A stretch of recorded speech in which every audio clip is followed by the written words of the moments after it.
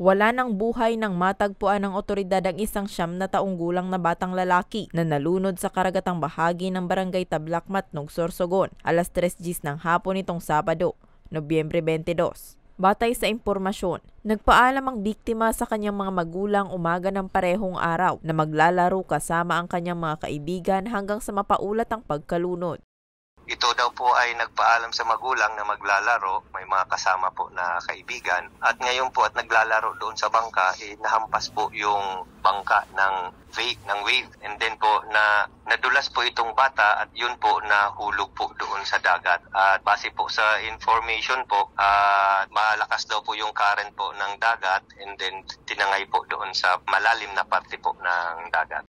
Agad na isinugod sa ospital ang biktima, ngunit idineklara itong dead on arrival ng sumuring attending physician.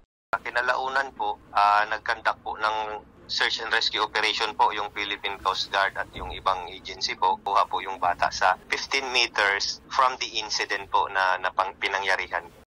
Samantala, pinaalalahanan ng otoridad ang publiko, lalo na ang mga magulang, na bantayang mabuti ang mga anak at huwag hayaang maglaro ng mag-isa, lalo na sa mga malapit sa karagatan para maiwasan ang anumang trahedya.